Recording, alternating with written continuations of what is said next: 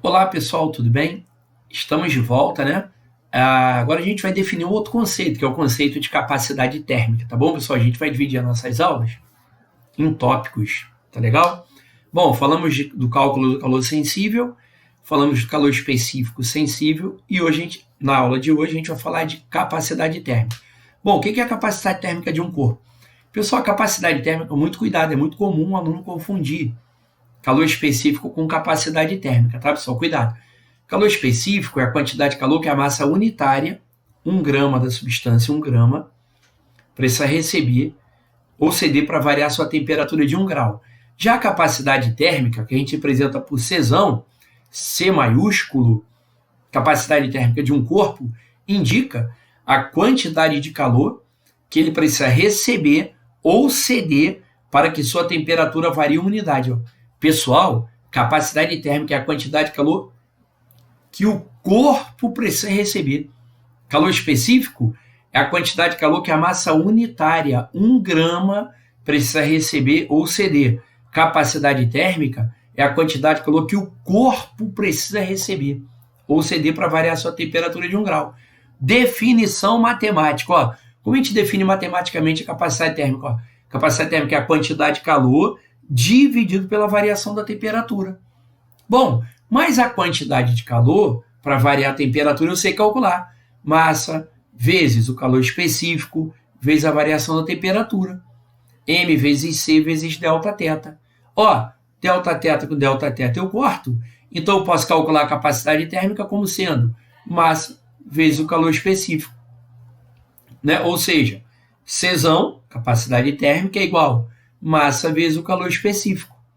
Tá vendo? Ou eu posso calcular a capacidade térmica em função da massa, capacidade térmica está vinculada à massa, ou a quantidade de calor que o corpo precisa receber ou ceder para variar a sua temperatura.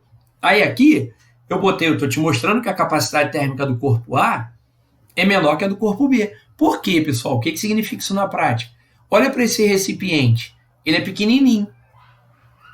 Olha para esse recipiente B, ele é grandão. Ou seja, para eu variar a temperatura da substância que está aqui dentro, eu vou ter que fornecer muito mais calor para o recipiente B do que para o recipiente A.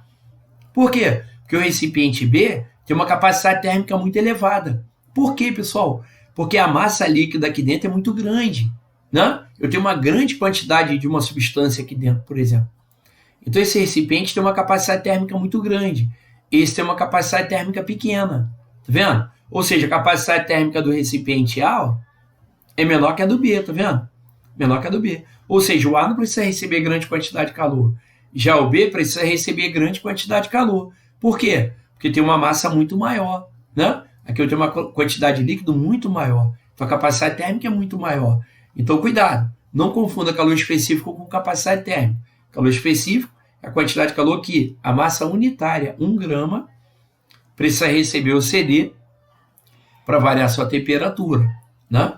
Calor específico é a quantidade de calor que a massa unitária precisa receber. Capacidade térmica é a quantidade de calor que o corpo precisa receber para variar sua temperatura, Q sobre delta θ. Que é delta θ? Variação da temperatura. Tá legal? Aí, olha só, uma questão bem básica. Eu separei aqui 2 questões básicas. A primeira, que caiu na prova da EEA. O que é EEA? Escola de Especialista de Aeronáutica. Escola de Sargento de Aeronáutica. Ele diz assim, ó, duas porções de líquidos, A e B, de substâncias diferentes, mas de mesma massa, ó, duas substâncias diferentes, mas mesma massa, apresentam valores de calor específico. Olha o calor específico de A, 0,58. Olha o calor específico de B, 1 caloria por grama grau Celsius. Se ambos receberem a mesma quantidade de calor, sem, contudo, sofrerem mudança de estado físico, podemos afirmar corretamente que... Pessoal, lembra que a gente falou ainda há pouco? Na aula anterior? Pessoal, a substância que tem um calor específico pequenininho experimentam grandes variações de temperatura. Olha a água e a areia. Então tem duas porções, mesma massa, só que substâncias de naturezas diferentes. Eu estou fornecendo a mesma quantidade de calor para A e para B. Qual das duas substâncias experimentará maior variação de temperatura? A substância que tem menor calor específico. Então, qual seria a letra correta? A porção do líquido A sofrerá maior variação de temperatura do que a porção do líquido B. Por quê? Porque o líquido A tem menor calor específico. Não esqueça. Então, nem precisa ler as outras. Opção correta, a letra A. Né? Aqui na resolução, eu até fiz os cálculos para vocês, ó, pelos dados do enunciado, quantidade de calor, MC delta teta, tal, pá, nem precisava. Basta você lembrar que a substância que tem um calor específico pequenininho, né, ela experimenta maior variação de temperatura ao receber uma certa quantidade de calor. Vamos para a próxima questão. Bom, essa questão número 4, que também caiu na prova de sargento de aeronáutica em 2018. Ó, separei uma questão bem bacana para você, ó, bem básica. Ele diz assim, ó, um corpo absorve calor de uma fonte a uma taxa constante de 30 calorias por minuto. Ó. Ou seja, a fonte está trocando 30 calorias a cada minuto. Ou seja, a fonte está fornecendo 30 calorias a cada 1 minuto. E a temperatura da substância muda em função do tempo de acordo com o gráfico a seguir. Ó, a temperatura da substância era 20 graus no início, ó. A temperatura foi subindo, ó, a temperatura foi subindo. A temperatura aqui no eixo Y, ó. A temperatura foi subindo, de 20 até 50 graus. Ó. Então a temperatura aumentou de 30 graus. Aumentou de 30 graus. Em quanto tempo? 30 minutos. Olha para o gráfico, pessoal, 30 minutos.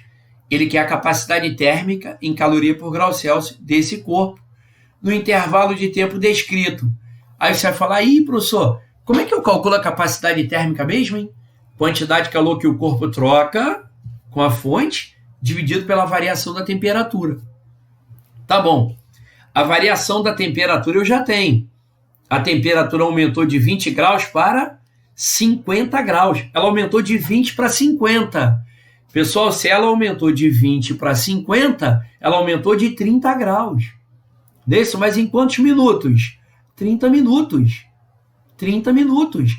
Pessoal, mas eu preciso saber qual foi a quantidade de calor que a substância trocou com a fonte. Pessoal, pensa comigo, regra de 3 básica. A fonte não fornece 30 calorias em 1 minuto? 30 calorias em 1 minuto? Mas quanto tempo se passou para que a temperatura da substância se elevasse de 20 para 50? Passaram-se 30 minutos. Não é 30 calorias a cada minuto? Então, em 30 minutos, 30 vezes 30 calorias. 900 calorias. Olha lá.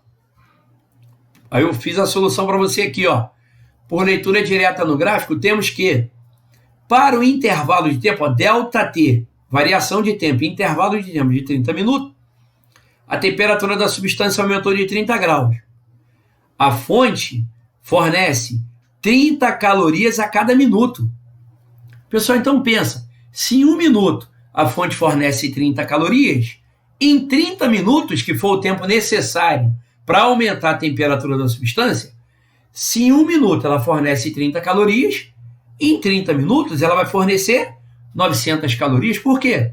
30 calorias, 30 calorias, 30 calorias, 30 calorias, 30 calorias, 30 calorias a cada minuto. 1 minuto, 1 minuto, 1 minuto. Então, em 30 minutos, ela vai fornecer 900 calorias. Ah, legal. Achei a quantidade de calor que a substância troca com a fonte. Então, como é que eu calculo a capacidade térmica? Capacidade térmica, Czão, quantidade de calor dividido pela variação da temperatura. Quantidade de calor, 900 calorias, que a substância absorveu, dividido pela variação da temperatura, que foi de 30 graus. Olha lá, 900 calorias dividido por 30 graus, 30 calorias por grau Celsius. Viu? Questão bem básica. Olha lá, opção correta, letra D, 30 calorias por grau Celsius. Legal, pessoal? Na próxima aula a gente fala de calor latente.